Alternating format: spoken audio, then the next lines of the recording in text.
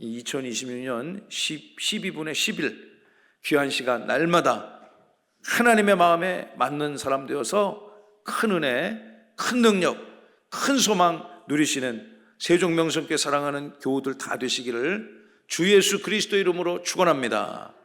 아멘. 여러분, 하나님이 함께 하셔서 이 말씀을 듣는 이 시간에도 하나님이 함께 하시고 영광을 받으실 줄로 믿습니다. 여러분의 마음의 소원, 기도의 제목도 이루시고 하나님이 도우시는 인생 되시기를 간절히 바랍니다. 자, 오늘 하나님의 말씀을 함께 나누는데 오늘은 사무엘상 16장 6절로부터 13절의 말씀, 우리 제목을 다 함께 시작. 하나님의 마음에 맞는 사람 다윗에게서 배운다. 그렇게 될 줄로 믿습니다. 우리 앞뒤 전후 계신 분하고 이렇게 축복합시다. 하나님의 맞는 사람 되어서 큰 은혜 받으세요. 하나님의 마음에 하나서 큰 은혜 받으세요. 아멘이죠? 네, 제가 오늘 주일 예배를 시작으로 일주일 동안 제 예배 설교 계획을 좀 말씀을 드리면, 오늘 주일 예배 그리고 내일부터 뭐가 있습니까? 갈빗에, 이제 잘하시네. 여기 있는 갈비 말고 갈멜산 비전 새벽 기도회, 우리는 매월 첫 주에 시간을 구별해서 갈멜산 비전 새벽 기도를 드리는데, 특히 이번 주간에는 자녀들이 방학이라서 예배 인도를 다 우리 어린 자녀들이 합니다. 초등학교 다니고 대학 다니고 중고등부 다니는 우리 어린 자녀들이 사회도 보고 기도도 하고 말씀도 읽고 합니다. 그 아이들과 함께 예배 드릴 때 또 다윗을 통해서 하나님의 큰 은혜가 임할 줄로 믿습니다. 그러니까 오늘 첫 번째 설교고요. 다윗 인생의 결정적인 6개 순간을 여러분과 함께 말씀을 나누려고 합니다. 오는 어린 자녀들은 다 제가 새벽에 안수하고 축복하며 기도하려고 합니다. 기도해 주려고 합니다. 내일부터 시작되는 일주일 동안 예배 큰 은혜가 임할 줄로 믿습니다. 오늘만 듣지 마시고 내일도 5번 예배 사모하시면서 하나님께서 주시는 말씀의 영광, 여러분의 기쁨이 될 줄로 믿습니다. 아멘. 저는 그런 마음으로 예배를 준비하고 또 말씀을 준비했습니다. 이 시간 우리 성령 하나님께서 여러분의 마음의 문을 밝혀 주셔서 하나님의 말씀 진리를 깨닫는 은혜를 주실 것이라고 저는 확신합니다. 할렐루야.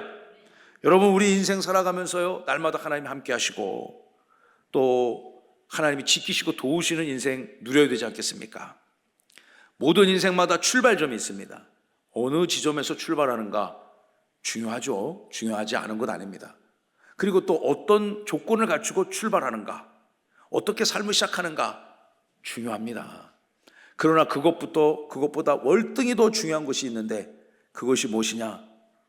하나님이 여러분 인생과 영혼, 가정과 가문에, 주님이 몸된 교회에 이 나라 이 민족에 하나님이 계시는가? 특별히 여러분의 심령에 하나님이 계시는가? 하나님에 맞는 사람 되어져서 하나님이 주시는 큰 은혜의 복을 누리는 저와 여러분 되어야 될 것입니다. 할렐루야. 그래서 오늘 일주일 동안 이 말씀을 시작하면서 나누면서, 여러분, 우리가 사람들의 마음에 맞아도 참 좋잖아요. 그죠? 누군가가 여러분을 딱 좋아하고 여러분과 대화하는 것을 즐거워하고 여러분과 일하는 것을 즐거워하면 기분 좋아요, 나빠요? 당연히 좋죠. 마음 맞는 사람하고 대화를 하면 시간 가는 줄 모릅니다. 몇 시간을 대화해도 정말 수분 대화한 것처럼 그런 사람들 여러분 있잖아요. 그런 과정들을 거쳐서 또 결혼도 하셨을 것이고 또 좋은 친구도 있었을 것입니다. 제 아내가 오랫동안 사회생활을 많이 했는데 아주 따르는 후배가 있습니다. 이렇게 한번 날 잡아서 전화를 하잖아요. 거의 철야를 합니다. 그냥 철야를 해. 네. 정말. 그런데 제가 무슨 얘기를 하나, 그렇게 바깥에 들어보면 뭐 특별한 얘기도 아니에요. 근데 뭐가 그렇게 즐거운지 되고 그냥, 맞아, 그때 그런 일이 있었지. 5시간 얘기하고 막 이제 새벽 예배 해야 될 시간인데 이따가 또 전화하자, 또 얘기하자고. 마음이 맞으니까 그런 거예요. 마음이. 그런 경험 여러분 있지 않아요? 그런데 마음이 안 맞으면요, 수분 같이 있는 것도 불편한 거예요.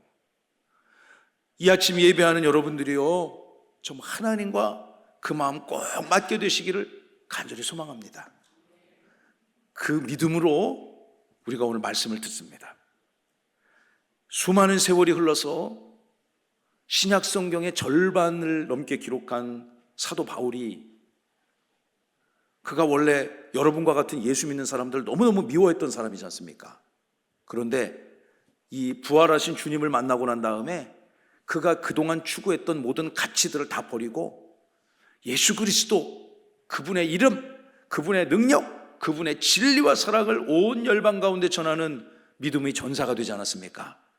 그가 예수 그리스도의 이름을 두 손에 붙들고 각지를 다니며 주의 복음을 전할 때, 사도행전 13장에 보시면요, 귀한 말씀이 나오는데 비시디아 안디옥을 다니며 복음을 전할 때였습니다. 그것을 성경의 제1차 선교 여행 중에 비시디아 안디옥이라는 지금의 튀르키예 남부, 소아시아 남부 지역을 여행하며 복음을 전하며 그가 회당에 가서 예수 그리스도를 전하다가 이런 말씀을 설교를 합니다. 사도행전 13장 22절은 바울의 제1차 선교 여행 중에 했던 설교문입니다. 다윗을 하나님이 그 옛날 왕으로 세우셨고 그 인생에 대하여 증언하기를, 내가서부터 같이 읽읍시다. 시작. 내가 이새의 아들 다윗을 만나니 내 마음에 맞는 사람이라 내 뜻을 다 이루리라 하시더니. 이거 지금 누구의 설교예요? 바울의 설교입니다. 바울이 예수 그리스도에 대해서 설명을 하면서 그 옛날 이스라엘 민족을 위해서 하나님이 귀하게 기름 부어 세우신 다윗에 대해서 증언하는 겁니다. 하나님께서 이 다윗을 세우셨고, 이 다윗이라는 인물은요, 오실 메시아 예수 그리스도를 예표하는 그런 인물 아닙니까? 오늘날에도 이스라엘 모든 사람들 중에서 가장 칭찬과 존경과 사랑을 받고 추앙받는 인물, 그 다윗.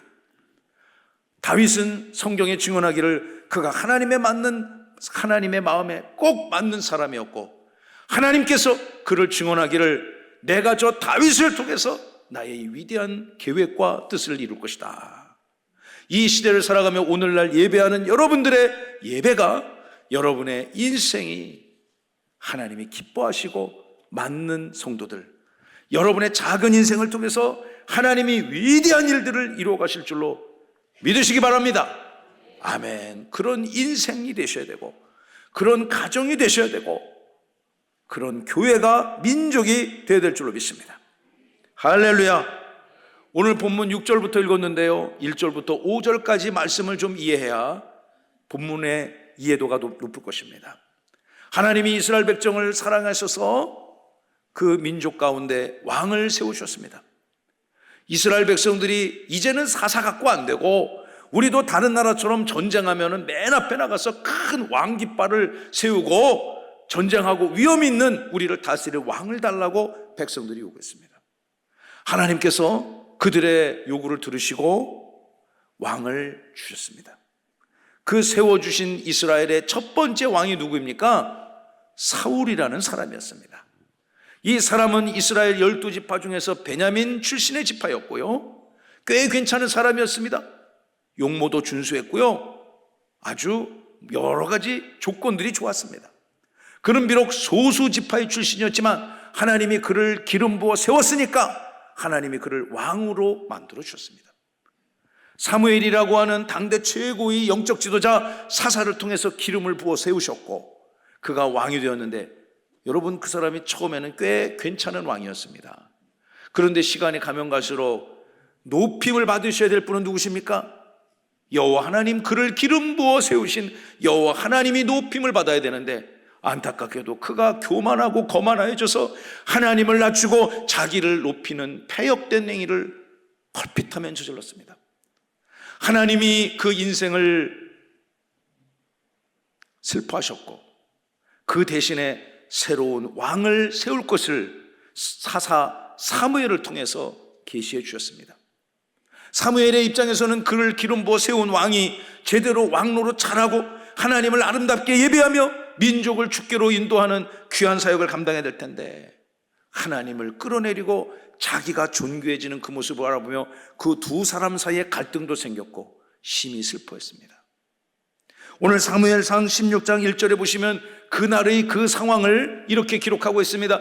여호와께서 사무엘에게 말씀하십니다. 나는 이미 사울을 버렸다. 내가 과거 그를 기름 부어 세웠지만 이미 더 이상 그는 적어도 여호와 하나님에게서는 이스라엘 왕이 아니라는 거예요. 그러니 사무엘, 너도 언제까지 그를 위하여 슬퍼하며 애통해 하겠는가? 이제 일어나 네 손에 들려진 뿔에 기름을 채우고 내가 너를 인도하는 땅으로 가라. 그 땅은 어디인 곳이냐? 베들레헴 땅이고요, 베들레헴에서 이세라는 사람의 집을 찾아가면 그 이세라는 집에 아들들이 여러 명이 있는데 그 아들 중에서 내가 사울을 패하고 대신 왕으로 세울 새로운 이스라엘의 왕을 내가 그를 선택하고 결정하였으니 너는 그 가정을 찾아가서 그에게 기름을 부어라. 여전히 사울은 왕으로 건재합니다. 그런데 하나님께서 이새의 가정을 찾아가 그 아들 중에 하나를 다음 왕으로 세우겠다는 이 엄청난 계시를 사무엘이 받게 되어졌습니다. 사무엘은 이 하나님의 명령과 계시를 받고요, 뿔병에 기름을 가득 채우고 기름 부음을 받을 사람을 찾아서 이새의 가정에게 연락을 했겠죠.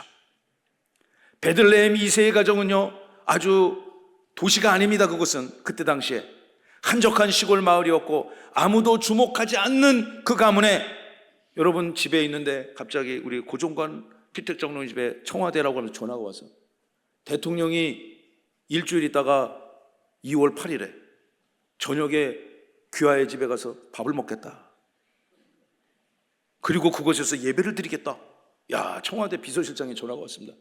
그럼 어떻게 했어요? 김남숙 집사님 뭐 일주일 일 다 그냥 휴가 내고 그 행사 준비해야 되지 않겠어요? 그리고 초대할 사람 리스트 쫙 만들어서 내가 좋아하는 사람, 만만한 사람 오라고, 나 이런 사람이라고 알려줘야 되잖아요. 그 자식들 은채 은혁이 깨끗하게 몸 다 일주일 내내 닦이고 얼굴에 기름 바르고 좋은 옷 입혀서 준비하지 않겠습니까? 저 가정뿐만 아니라 모두가 다 그러지 않겠습니까? 우리 교회 여기 예배 갑자기 그런 날이 올 줄로 믿습니다. 뭐 온다잖아요, 대통령 청사가. 언제 올지 모르겠지만 대통령이 세종명성교회 와서 예배 드리겠습니다.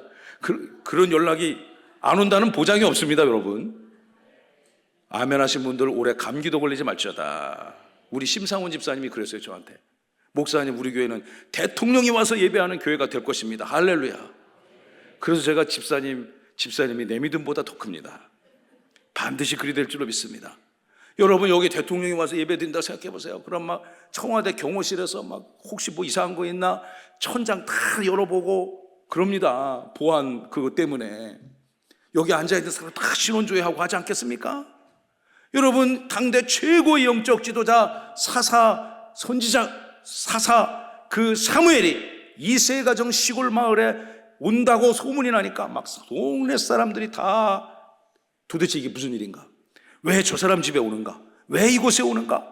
이새는 얼마나 긴장했겠습니까? 아들이 7 있었습니다. 하나가 더 있는데 아들 하나는 떼놓고 7 아들을 매일 씻기고 성결케 하고 목욕시키고 가장 최고의 좋은 옷을 입혀서 그 가문의 최고의 영광인 그날을 아련하고 함께 음식을 나누고 또 축복하고 그런 시간을 준비해야 되지 않을까요?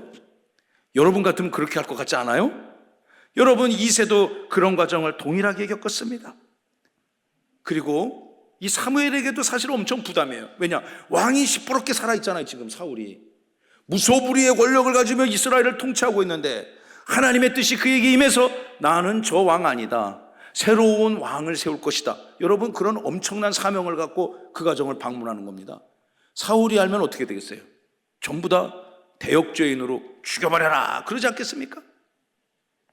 그래서 그가 이렇게 얘기합니다. 5절에 보시면 내가 여호와 하나님 앞에 제사를 지내러 너의 가정에 가는 것이다.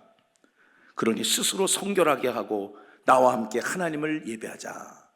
그래서 이새가 그 아들을 그 집에 와갖고 하나님 앞에 제사를 지낸다니까 아들들을 깨끗하게 씻기고 성결하게 하고 거룩하게 하고 제사를 또 하고 음식을 준비했습니다.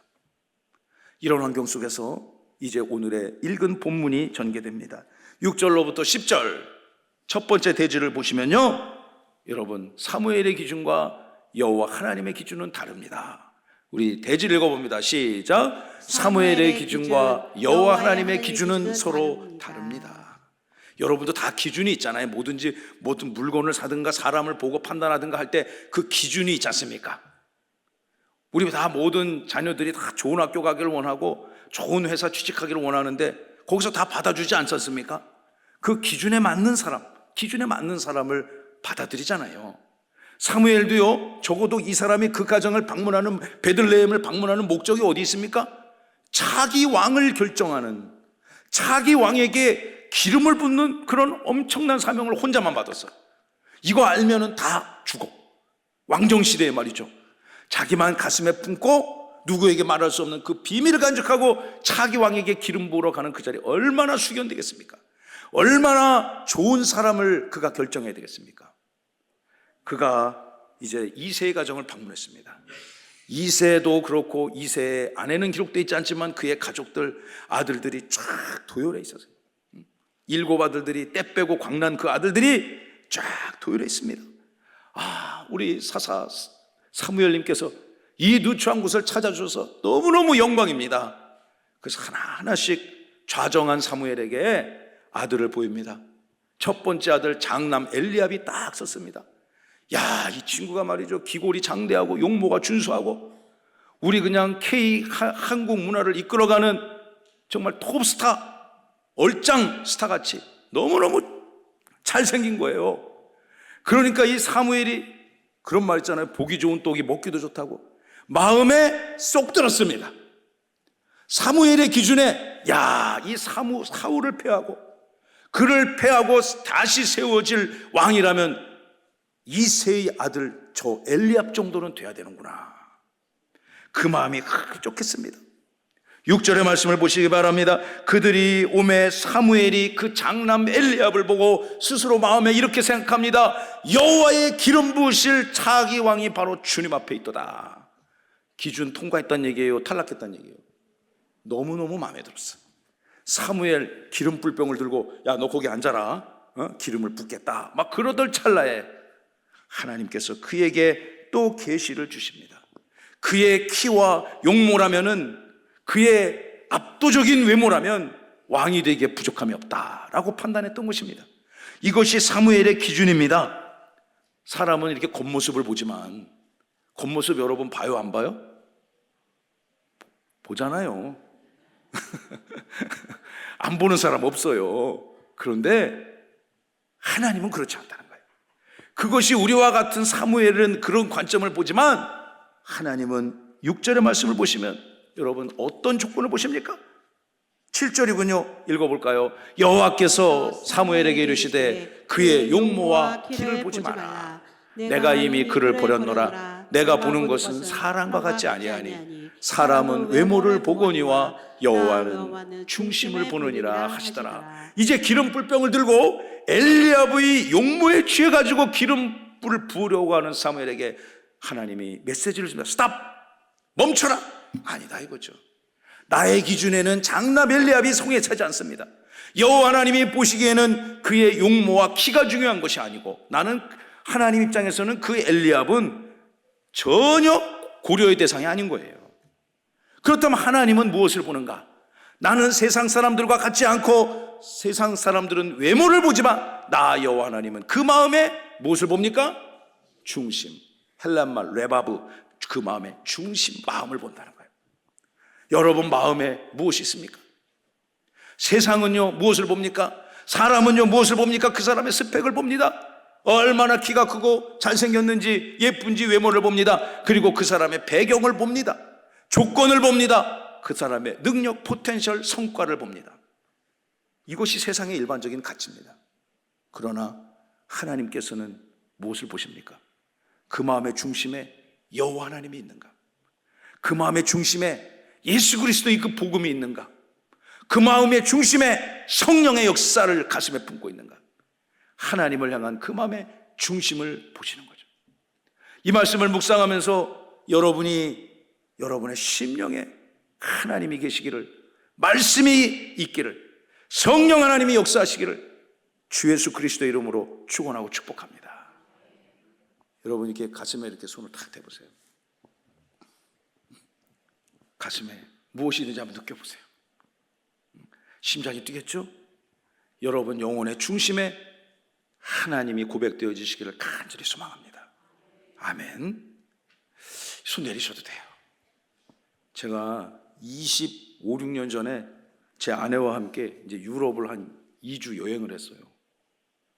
2주 여행을 했는데 어저께 우리 김원철 집사님 가정에 신방을 갔다 왔는데 최근 몇 달 전에 파리에 여행을 갔다 오시더라고. 그래서 제가 그래서 파리 잘 있어요? 잘 있대요. 그래서 제가 집에 와서 생각하다가 그런 생각했어요. 25년 전에 제 아내와 함께 파리에 여행을 가서 기차를 타고 저 프랑스 남부를 거쳐서 스위스를 거쳐가지고 저기 로마까지 여행을 했습니다. 재밌을 것 같지 않아요? 신났죠. 그때 여러분 그 시대에 엄청나게 히트쳤던 유명한 드라마가 있습니다. 남자 주인공이 여자 주인공 손을 끌어다가 자기 가슴에 탁 대고 이 안에 뭐 있다? 다 보셨네. 나만 본 게 아니요. 그때 당시 막 시청률이 뭐 50% 60% 막 다 봤어요. 나만 본 거 아니야. 여러분 이 안에 너 있다 그랬단 말이에요. 이 안에 너 있다. 그러니까 막 전국에 있는 모든 대한민국 여성들이 다 그 마음에 자기가 있는 줄 알고 막 착각을 하고 그 시간에 막 차도 안 다니고 드라마 봤던 그런 거. 그 드라마가 딱 끝나고 나서 여행을 간 겁니다. 그러니까 막 감동이 있을 거 아닙니까? 그 드라마 제목이 파리의 여인인가 그렇잖아요. 그래서 파리에 가가지고 그때 당시에 디지털 카메라가 처음 나왔어요. 필름 카메라가 이제 가고 디지털 카메라 여러분 아시죠? 그 여러분은 요즘에는 뭐 그것도 안 들고 다니죠. 핸드폰으로 다 하니까. 근데 그때는 디지털 카메라가 있어. 그거를 딱 사가지고 막 닦고 먼지 다 닦고 메모리칩 손톱만한 메모리칩 그거 아실 거예요. 그걸 딱 끼워가지고 며칠을 파리에 가서 둘이 얼마나 사진을 많이 찍었겠어요. 많이 찍었을 것 같아요? 안 찍었을 것 같아요? 엄청나게 찍었죠. 그 이제 파리 여행을 다 마치고 이제 남부로 여행하고 저기로 가야 되는데 기차가 저기 들어오는 거야. 플랫폼에. 근데 제 마음에 이걸 빨리 메모리칩을 갈아 껴야 되겠다. 이런 생각이 들었어요. 그래가지고 거기 기차는 들어오는데 막 서둘러서 막 메모리칩을 꺼내고 있던 거를 일주일 내내 파리에서 사진 찍은 거를 딱 여기다 놓고 그리고 하니까 우리 집사람이 왜 그걸 지금 여기서 갈아 끼냐 이거지. 그래서 이 사람아 말 걸지 마 중요한 거 하니까 차를 탔는데 몸만 타고 메모리칩은 거기다 놓고 그래서 이제 그 다음에 기차를 타고 빵 움직였는데 아차 그거 거기다 놓고 왔다. 여러분 제가 그 이후에 로마까지 가는 긴 여정이 1번 기쁨이었다 2번 고난이었다. TV에서 파리만 나오면 25년이 지났는데도 난 그 얘기를 듣는단 말이에요. 그래서 내가 그거를 다시 사진을 찍기 위해서 파리를 한번 다시 데려가겠다. 25년 동안 그 약속을 못 지켰네요. 그 유명한 드라마 있지 않습니까? 내 속에 너가 있다. 근데 우리는요 내 속에 하나님이 있기를 바랍니다. 하나님의 말씀이 있기를 바랍니다. 여호와 하나님은 그 인생을 쓴다는 거예요.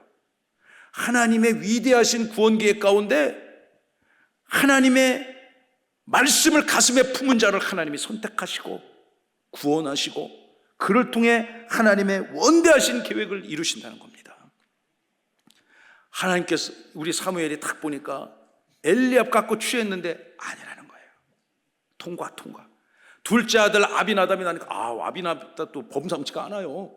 엘리압 같지는 못하지만 사람 마음을 뺏기 충분합니다. 그런데 이제 하나님의 그 기준 하나님의 스탠다드를 명확히 이해한 이 사무엘이 탈락시켰습니다. 셋째 아들 삼마 딱 섰어. 막 아들들이 막 거기 서가지고 두근두근할 것 같지 않아요? 저 양반이 왜 저렇게 우리를 이렇게 위아래로 뚫어보고 쳐다보나?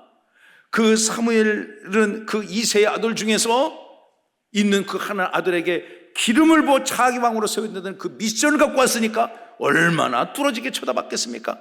삼마도 탈락. 7번째 아들까지 다 면접을 봤는데 탈락했어요. 탈락. 요즘 말로 하면요 이 사람들이 1차 서류는 통과한 거예요. 왜냐?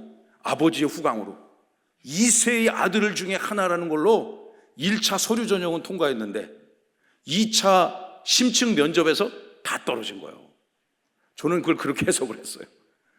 그런데 어떡합니까? 분명히 하나님께서 이세의 아들 중에서 기름을 부으라고 했는데 7명의 아들이 하나님께서 감동을 안 주시네. 물어봅니다. 이제 더 아들 없소? 더 아들이 없습니까? 이 7 아들이 다입니까? 여러분, 우리 두 번째 말씀을 함께 나눌까요? 11절. 사람의 계획이 아니라 하나님의 계획 안에 있는 다윗과 같이 여러분의 인생이 그리 될 줄로 축복합니다. 자, 둘째 시작. 사람의 계획이 아닌 하나님의 계획에 있는 사람. 물론 사람의 계획에도 있어야 되겠죠. 그러나 이 위대한 하나님의 나라를 이끌어가는 원대한 하나님의 계획 안에 여러분의 이름이 있기를 바랍니다. 11절의 말씀을 보십시오. 또 사무엘이 이렇게 말합니다. 당신들의 아들이 이게 답니까? 이새가 이르되 아니 하나가 또 있긴 합니다. 막둥이 8번째 아들이 하나가 있긴 있는데 걔는요 지금 이 자리에 끼래가 아니고요 너무 어리고 철도 없고 이 형들에 비해서 외모도 떨어지고 키도 작고 그래서 지금 어디 있냐? 저 광야 들판에 나가서 양을 지키고 있습니다. 걔는 뭐 신경 쓸 거 없습니다. 아버지의 계획에 있어요 없어요?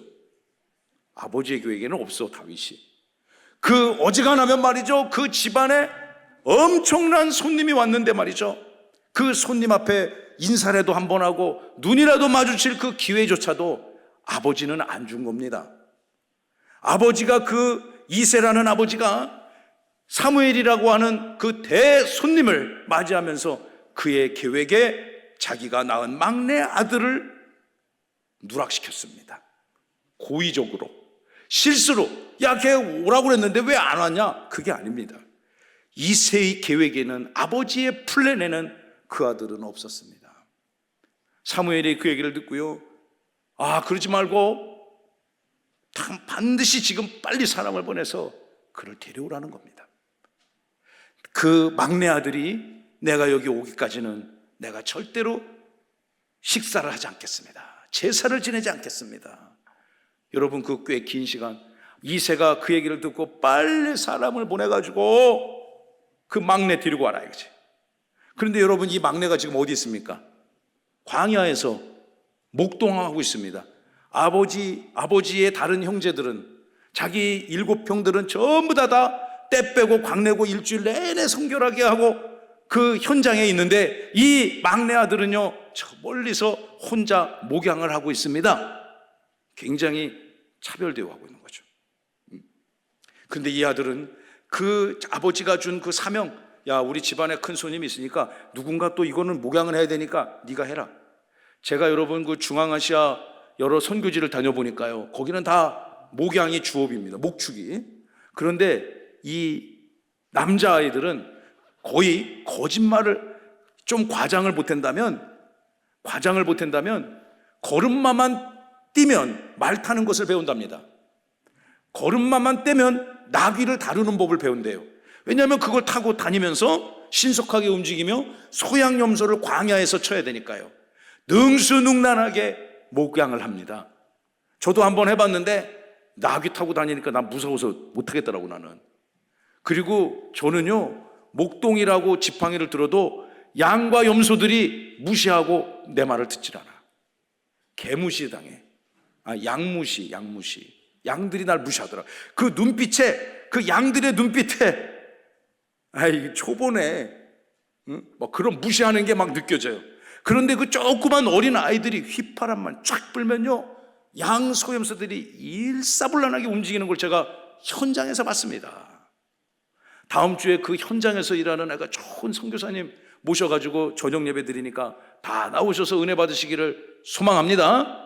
아멘. 여러분 그 현장에서 이 아들이 광야에서 들판에서 먼지 모래바람을 맞고 땀 뻘뻘 흘리며 씻지도 못하고 아버지의 전가를 받아 급히 집으로 돌아옵니다. 왜 오는지도 몰라요. 무슨 일이 있는지도 모릅니다. 그가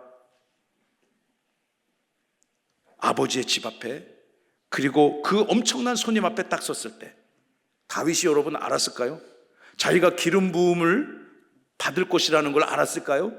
자기가 이 다음에 이스라엘의 가장 사랑과 존경받는 왕이 될 거라는 걸 알았을까요? 알았을 것 같아요? 몰랐을 것 같아요? 알 턱이 없죠. 그 아버지 이새도 모르고요. 그 상황을 아는 사람은 오직 사무엘 한 사람뿐이잖아요. 그러나 이 아무것도 모르는 그 아들 다윗이 하나님이 그를 선택하셨다는 겁니다. 하나님이 그를 작정하시고 다음 시대를 이끌어갈 이스라엘 왕으로 결정하셨다는 것입니다. 여러분, 우리는 어떻게 구원받은지 모릅니다. 왜 우리가 하나님의 선택을 받았는지 그 원리를 우리는 설명할 수 없습니다. 다만 하나님의 말할 수 없는 은혜라는 것 외에는 설명할 방법이 없어요. 여러분이 무언가를 열심히 잘해서 헌금을 많이 하고 무슨 봉사를 많이 하고 선행을 많이 쌓아서 하나님의 나라 천국 백성 된 것이 아니고, 여러분을 찾아와 은혜를 베푸시고 사랑을 베푸시고 천국 백성 예수님을 그리스도라 고백하는 믿음을 주셔서 우리는 구원 백성 된 것입니다. 할렐루야. 그 은혜의 백성들이 이제는 하나님의 나라를 위하여 하나님의 계획 안에 있어야 되는 것입니다. 아버지의 계획에는 비록 그는 없었습니다. 사람의 눈에는 철저히 보잘것없었습니다. 형들은 예쁘게 목욕하고 때 빼고 광내고 좋은 옷 입고 있는데, 이 막내 아들은요, 지식도 없고 경험도 없고, 그리고 어쩌면 땀 냄새 풀풀 나갖고 다른 사람들이 다 가까이 오기를 거절했던 인생일 수도 있습니다. 그러나 바로 이러한 자를 선택하셔서 하나님의 나라를 세워가는 것이 하나님의 일하는 방식입니다. 할렐루야. 하나님께서 여러분의 인생을 통해서, 여러분 가정 가문을 통해서, 주님의 몸 된 이 세종명성교회를 통해서 앞으로 어떻게 일하시는지 여러분의 심령에 하나님의 말씀을, 사랑을 가득 채우시고 그때를 기다리며 사모하시는 은혜가 있기를 간절히 바랍니다. 광야에서 소양염소 치는 다윗을 아무도 주목하지 않았습니다. 어지간하면 그 아버지, 어지간하면 그 형제들이 그를 주목했을 터인데 그들의 외면을 받았습니다. 그러나 하나님은 그를, 위대한 하나님의 구원 역사에 그를 정중앙에 세우셨음을 믿으시면 아멘. 여러분, 우리가 오늘 이 시대에 왜 또 사무엘상 본문을 꺼내며 이 본문의 의미를 해석하고 적용합니까? 그 역사의 중심에, 하나님이 일하시는 역사의 중심에 여러분의 이름이 있기를 간절히 소망하고 축원합니다. 마지막 12, 13절을 통해서 하나님께서 사무엘을 통해서 이제 드디어 기름을 부으셔요. 그 기름 부음을 받은 다윗은요, 하나님의 영에 감동되어졌습니다. 비록 그 순간에는 어떤 사건인지 모르겠지만 평생토록 그의 삶에, 지금 오늘 이 사무엘상 16장 12, 13절은 절대 잊을 수 없는 그 인생 최고의 순간 중에 한 순간일 것입니다. 어떤 말씀이 기록됐을까요? 12절 읽읍니다. 시작. 이에 사람을 보내어 그를 데려오매 그의 빛이 붉고 눈이 빼어나고 얼굴이 아름답더라. 여호와께서 이르시되 이가 그니 일어나 기름을 부으라 하시는지라. 여러분, 아멘. 여러분 지금 어디 있느냐? 2020년 2월 1일 첫 번째 주일에 세종명성교회 아름다운 예배당에 있지만 우리 지금 이세의 집에 같이 있다고 생각해 보세요. 수천 년 전 베들레헴 그 유대 광야 시골 마을에 여러분이 이 가문에 초대받은 사람으로 이 광경을 지켜보세요. 사무엘이 앉아 있습니다. 이새와 그의 7 아들이 도열해 있고, 저 멀리 문을 열고 아빠 하면서 집 문을 박차고 헐레벌떡 뛰어온 그 어린 소년 다윗, 그가 여러분 눈앞에 있습니다. 사무엘이 그를 보니 형들보다 아직 키도 작고 근육도 발달하지 않고 지식도 경험도 부족했을 수 있습니다. 그런데 그를 딱 보는 순간, 아, 하나님이 택한 자가 바로 저구나. 그의 조건, 환경, 스펙 따위가 중요한 것이 아니라 하나님이 그를 선택하셨구나. 그런 관점에서 그 어린 아들을 바라보니까 눈빛이 반짝반짝 그냥 초롱초롱 눈망울이 빛나고요, 얼굴이 붉고 스름하고 정말 당장 기름을 부어도 부족함이 없을 그런 존재로 다윗이 보이는 것입니다. 그리고 12절에 보시면요, 여호와 하나님께서 사무엘에게 이렇게 말하지 않습니까? 사무엘아 일어나, 12절, 일어나 그에게 기름을 부어라. 기름을 한번 어노인팅 한다 하잖아요. 사무엘이 정성스럽게 뿔병에 담아온 기름 한가득을 일어나서 아무 영문도 모르는 다윗의 머리에 지금 부으라고 명령을 하십니다. 기름 부음을 받은 다윗, 그럼 어떻게 됐겠습니까? 13절 시작. 사무엘이 기름 뿔병을 가져다가 그의 형제 중에서 그에게 부었더니 이날 이후로 다윗이 여호와의 영에 크게 감동되니라. 아멘. 사무엘이 기름 뿔병을 가져다가 다윗의 머리에 기름을 붓습니다. 형제들 중에서 그 모든 광경을 모든 아버지, 이웃들이, 친척들이 다 보고 있습니다. 이 기름을 부음을 받은 그 어마무시한 사건 이후로 다윗은 여호와의 영에 크게 감동되어졌습니다. 구약 성경에서는 하나님의 영, 거룩한 영, 성령을 여호와의 영이라고 즐겨 표현합니다. 지금 우리는 신약 성령 시대를 살아가는데 여러분 무엇에 감동된 것입니까? 성령에 감동된, 하나님의 영, 거룩한 하나님의 영에 다윗이 감동되어졌어요. 그 감동이 자고 일어나면 잊어버리는 것이 아니고 평생토록 그날의 기쁨과 감동이 그에게 사라지지 않았습니다. 하나님을 예배하는 저와 여러분들이 날마다 하나님의 영으로 기쁨 충만, 은혜 충만, 능력 충만케 되시기를 간절히 소망합니다. 아멘. 여러분, 우리 누군가의 머리에 여러분이 가만히 있는데 식용유를 그냥 코스트코 같은 데 사가지고 큰 거 있죠. 대용량 꽉 분들 생각해보세요. 그리고 참기름을 머리에 꽉 붓는다 생각해보세요. 그럼 막 이럴까요? 어떡할까요? 이 사람아 지금 나한테 뭐 하는 거냐고 막 버럭버럭 화를 내고, 누가 내 옷에 기름 방울만 떨어져도 세탁비 내놔라 막 그래야 될 판국이잖아요. 그런데 여러분, 그건 우리 문화고, 이 구약 성경이 기록된 이스라엘의 문화는요, 기름은 아무나 남의 머리에 붓는 게 아니에요. 아무나 내가 마음에 드는 사람, 내 마음에 맞는다고 일로 오세요 기름 붓고 그런 게 아니란 말이죠. 이스라엘 백성들은요, 누군가가 특별히 사무엘과 같은 엄청난 사람이 누군가의 머리에 기름을 붓는다는 것은 하나님의 강력한 선택과 권세와 위엄과 주권, 그리고 하나님의 영, 여호와의 영이 그 기름 부음을 받는 자에게 영영토록 임재한다는 것을 공식적으로 선포하고 선언하는 특별한 의식인 것입니다. 우리나라 대통령도요, 이렇게 탁 선서하잖아요. 헌법 앞에 선서하나요? 그래서 나는 국민들의 안위를 지키고 국토를 방어하고 국민들에서 이 나라 좋게 만들겠다 약속합니다. 선서하잖아요. 미국 대통령은 성경 앞에 손을 탁 얹고 선서하지 않습니까? 어노인팅을 받는 거죠. 영적인. 여러분, 이 사무엘 시대에, 그리고 새로운 왕의 역사의 전면에 등장하는 이 엄청난 순간에 다윗이 기름을 받는 이 엄청난 사건을 성경은 이렇게 생생하게 증언하고 있습니다. 그럼 이 기름을 누구한테 붓느냐? 구약 성경 역사에서 세 사람에게 붓습니다. 세 존재에게 붓습니다. 사무엘상 10장 1절에 사울이 꽤 괜찮은 사람이었을 때 하나님의 명을 받아 사무엘이 기름을 붓습니다. 오늘 우리가 조금 읽은 본문 사무엘상 16장 13절에 두 번째 왕이 될 다윗에게 기름을 붓지 않습니까? 출애굽기 28장 41절에 의하면 대제사장으로 세워짐을 받는 모세의 직계 형제 아론에게 그의 아들들에게 기름을 붓습니다. 열왕기상 19장 16절에 의하면 하나님의 뜻을 온 땅에 증거하고 하나님의 계획을 선포하고 설교하는 선지자 엘리사에게 그 스승이 기름을 부었습니다. 그러므로 여러분, 그 시대에 기름을 부은다는 것은 최소한 왕 아니면 제사장 아니면 선지자, 셋 중에 하나인 거예요. 지금 우리나라 국가 최고 통수권자가 대통령 아닙니까? 그런데 몽테스큐의 삼권 분립의 원칙에 따라 우리 대한민국은 입법권, 법을 만들고 법을 집행하고 행정부, 그 법을 해석하는 사법부가 권한이 이렇게 상호 독립되어 있지 않습니까? 대통령은 행정권만 가둬도 대단한 거잖아요. 근데 왕은 그 모든 걸 다 갖고 있으니 권세가 얼마나 강력합니까? 이스라엘 백성들의 역사의 율법 시대 저 대제사장의 권세는 말도 못하게 강력한 것입니다. 선지자는 어떻습니까? 이새는 이렇게 생각했을 거예요. 이새가 아버지의 입장에서 봤을 때, 제가 이새의 입장에서 생각해 보니까, 우리 아들이 왕 아니면 제사장이면 아니면 선지자인데 선지자가 되겠구나, 이렇게 생각하지 않았을까 싶어요.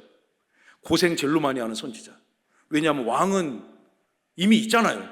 시퍼렇게 왕이 그만한다는 계획도 없습니다. 대제사장은 누가 했습니까? 아론의 직계 후손들, 이건 세습직이었단 말이에요. 그러니까 1번, 2번에 해당이 없으니 고생하는 선지자가 되겠구나. 제가 2세라면, 제가 그 아버지의 입장이라면 그렇게 생각했을 것 같아요. 그러나 그의 계획과는 달리 하나님은 그를 이스라엘의 왕으로, 오실 메시아를 강력하게 예표하는 이스라엘의 왕으로 하나님은 계획하셨습니다. 말씀을 마무리하겠습니다. 다윗이 성경에 언제 등장하는가? 룻기서에 등장합니다. 룻기서에 뭘로 등장하는가? 할아버지가 누구고 아버지가 누구고 이 사람을 어떤 가문에서 낳았다.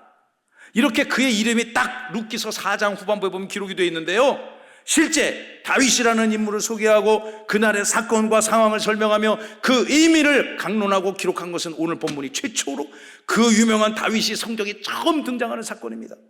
하나님에 맞는 사람이 다윗은요 여전히 목동입니다. 그 아버지조차도 형제들조차도 주목하지 않은 막둥이 아들입니다. 왕은 더더욱 아니며 전쟁 영웅도 아닙니다. 가족들도 외면했습니다. 그러나 하나님은 그를 선택했습니다. 할렐루야. 하나님의 계획의 중심에 있었습니다. 인간은 이해할 수 없는 하나님의 위대한 통치 계획에, 하나님 나라를 위한 구원의 계획에 다윗 소년은 중심에 있었습니다. 여러분의 자녀들이 하나님의 영에 감동돼요. 하나님 나라의 중심이 되시기를 축복하고 축원합니다. 일주일 내가 내내 이런 말씀을 전하니 여러분의 자녀들을 데리고 올 겁니까? 안 데리고 올 겁니까? 데리고 와야 되겠죠. 데려오신 분들을 올해는 감기도 안 걸리고요, 무병하며 참 사는 애가 있기를 축복합니다. 아멘. 다윗의 인생의 결정적인 순간들을 살펴보면서 하나님에 맞는 그런 여러분의 가정이 되고 가문이 되시고, 주님의 몸된 우리 세종명순교회도요 이제 2월 달이 됐으니 다음 달 세 번째 주 입당한 지 2년이 됩니다. 연약하고 부족한 건 많지만 이 교회를 통해서 이 땅 세종을 중심으로 대전에도 청주에도 공주에도 부여에서도 천안에서도, 아멘을 안 하시니까 계속 넓혀 가셔야 되겠네. 청주 옆에 양 목사님 고향 충주에서도 찾아오는 그런 교회가 될 줄로 믿습니다. 이 땅을 구원하기를 소망하시는 하나님의 위대하신 계획에 여러분이 있고 우리 세종명성교회가 있고 여러분의 가문이 있기를 예수님의 이름으로 축원하고 축복합니다.